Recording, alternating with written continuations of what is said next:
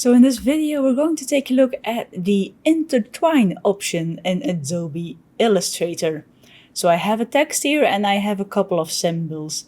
Let's start with the text. So this one, you really have to first think about how you want the letters to intertwine, which font to use, where to put the different words, so you get the best result.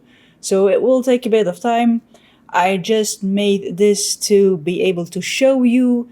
So we're going to take a look at it. Select all of your text and then go to Object, Intertwine, Make. Now, it doesn't look like anything is happening, but as you can see here in the Layers window, something has changed.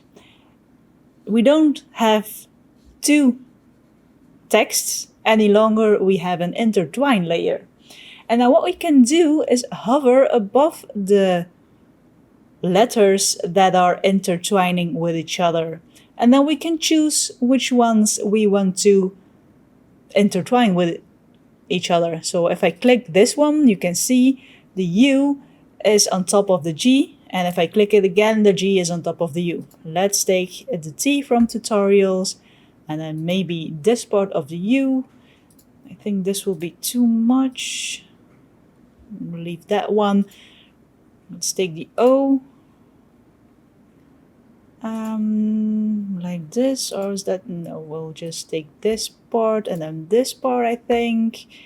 So it's really, you have to really play around with it, because this isn't something that will be, well, it might, but it won't be the way you want it to be right away, I think. So you have to just play around with it. So you just have to click the intertwining sections to make them appear on top or behind of each other.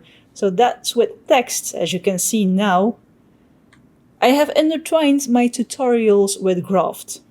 And then we can do the same with objects. So take your selection tool and then select all the objects you want to use. Again, go to Object, choose Intertwine, Make.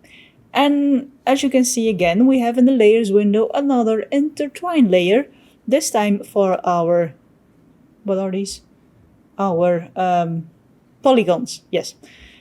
And then, again, let's see which parts we want to overlap each other. So we want the black one to overlap here with the fuchsia, and then yellow behind, and it can be on top here.